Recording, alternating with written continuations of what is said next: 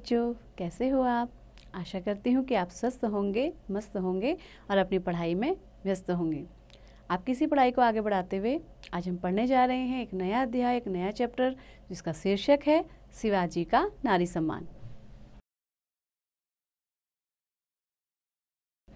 आप सभी ने छत्रपति शिवाजी के बारे में ज़रूर सुना होगा, तो आइए इस पाठ का परिचय लेते हैं।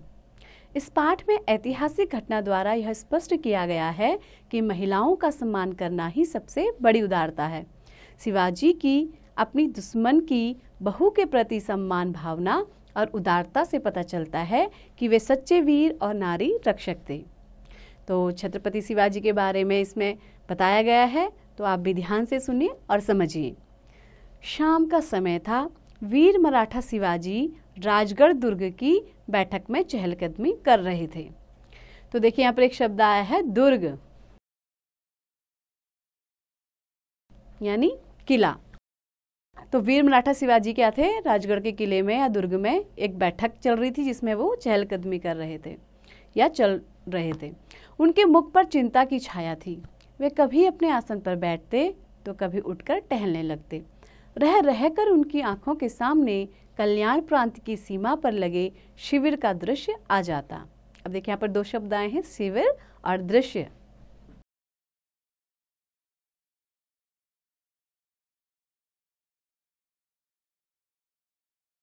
कल्याण प्रांत की सीमा पर लगे शिविर और शिविर का दृश्य आ जाता। शिविर होता है जैसे हम लोग क्या करते हैं, कई बार किसी भी जैसे राहत कार्य या बचाव कार्य के लिए हम क्या करते हैं, एक जगह लोगों को इकट्ठा कर देते हैं, टेंट में उनके रहने खाने का सामान आदि सुविधाएं हम उन्हें देते हैं।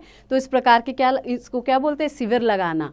तो दृश्य का अर्थ है यहाँ पे सीन, यानी कि जो आपको दिखाई दे रहे हैं। तो उनको कहते हैं कि मुझे ऐसा दृश्य, ऐसा सीन याद आ जाता था। वहां मुगलों और मराठों में भीषण युद्ध चल रहा था। अब देखिए भीषण यानी भयानक युद्ध चल रहा था, क्योंकि कल्याण प्रांत के सूबेदार अहमद के प्रजा पर अत्याचार दिन प्रतिदिन बढ़ते जा रहे थे। प्रजा की रक्षा के लिए शिवाजी के निर्देश पर मराठा सेना संघर्ष कर रही है। अनेक सैनिक घायल हुए, अनेक वीरगति को प्राप्त हो चुके थे। अब देखिए वीरगति यानी मृत्यु को प्राप्त करना। तो कई सैनिक घायल भी थे, कई सैनिक क्या हो गए थे, मृत्यु को प्राप्त हो चुके थे। किले पर अभी मराठों का अधिकार नहीं हो पाया था। एकाएक महामंत्री मोरोपंत ने उपस्थित होकर शिवाजी को प्रणाम किया और बोले, श्रीमंत, एक शुभ समाचार है। अब देखिए श्रीमंत यहाँ पर एक संबोधन के रूप में प्रयोग किया गया है, जिसका अर्थ है श्रीमान। श्रीमान, एक शुभ समाचार है। हमारी सेना ने शत्रु को पराजित कर दिया है।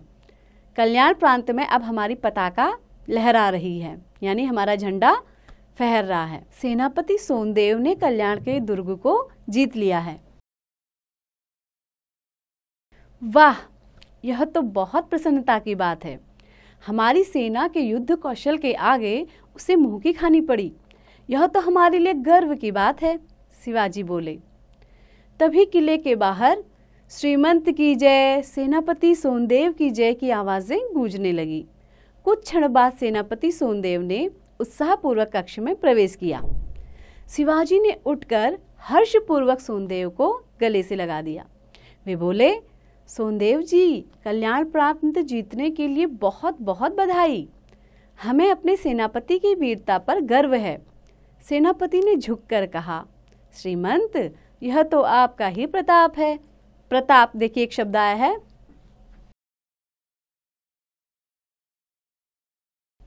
यानी कि ये सारा क्या है, आप ही का तेज है, आप ही की प्रसिद्धि का परिणाम है, आप ही का प्रताप है, आप ही का बल है। हमारा ध्वज दूर दूर तक फहराए, यही हम सबकी कामना है। मोरोपंत ने भी सेनापति की बात का समर्थन किया।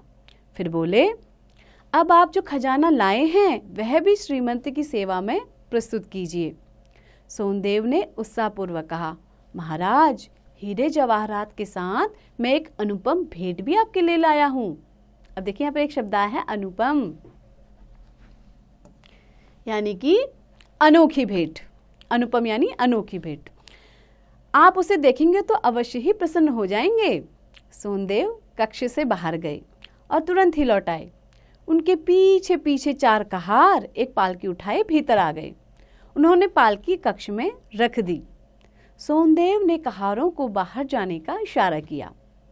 पालकी देखकर शिवाजी चौंक उठे और बोले, अरे इस पालकी में क्या है सोनदेव? महाराज, पालकी में सूबेदार अहमद की पुत्रवधू है, जिसकी सुंदरता की चर्चा देश भर में है। मैं इसे ही श्रीमंत के लिए उपहार स्वरूप लाया हूँ। यह कहते हुए सोनदेव ने पालकी का पर्दा हटा दिया। सोनदेव की बात सुनते ही शिवाजी का चेहरा क्रोध से तमतमा उठा। अब देखिए, तमतमा यानी कि क्या है, उन्हें बहुत अत्यधिक क्रोध आ गया। क्रोध से तमतमाना यानी बहुत ज्यादा क्रोध आ जाना। वे आसन से उठ खड़े हुए और आवेशपूर्वक बोले, सेनापति, यह कैसी विजय! पर स्त्री का अपमान कर तुमने अपनी विजय के गौरव को धुंधला कर दिया है। एक वीर को यह शोभा नहीं देता। शिवाजी के शब्द सुनकर अहमद की पुत्रवधू पालकी से बाहर आकर सकुचाती हुई एक ओर खड़ी हो गई। अब देखिए, सकुचाना, सकुचाती हुई यानी शर्माती हुई। तो वो क्या हुआ, लज्जा से शर्माती हुई एक और पालकी से निकलकर बाहर खड़ी हो गई। शिवाजी ने एक नजर उसे देखा, फिर नजर झुकाकर बोले, क्षमा करें, मेरे सेनापति की मूर्खता से आपको आज यह अपमान सहना पड़ा।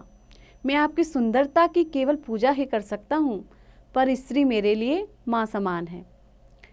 सेनापति सोनदेव बेहद लज्जित थे। शिवाजी बोले, सोनदेव, तुमने इतना बड़ा अपराध किया है जिसे मैं क्षमा नहीं कर सकता। आज तुमने मेरा सिर लज्जा से झुका दिया। सरदार अहमद की पुत्रवधू हमारी भी बेटी ही हैं। इन्हें आदर सहित इनके घर पहुंचाने का प्रबंध करो। अब देखिए, यहाँ पे एक शब्द है प्रबंध। प्रबंध करना यानी कि इंतजाम करना। तो आप क्या करो, इसे क्या है, तुरंत ही इनके पिता के घर पहुंचाने का इंतजाम करो। शिवाजी की सम्मान भावना और उदारता देख अहमद की पुत्रवधू की आंखों में आंसू भर आए और उसका सिर श्रद्धा से झुक गया। अब देखिए, श्रद्धा एक शब्द आया है, यानी कि आदर करना, सम्मान करना। तो क्या है, उसका सिर क्या है, उनके आदर में झुक गया। वह केवल इतना ही बोली, शिवाजी, आप सच्चे वीर हैं। तो बच्चों, आपको ये कहानी बहुत ही पसंद आई होगी। इसमें बताया गया है कि क्या है, हमें नारी का सम्मान करना चाहिए। तो ऐसे ही मेरे साथ आगे पढ़ते रहिए, आगे बढ़ते रहिए और हाँ, अभ्यास भी अवश्य कीजिए।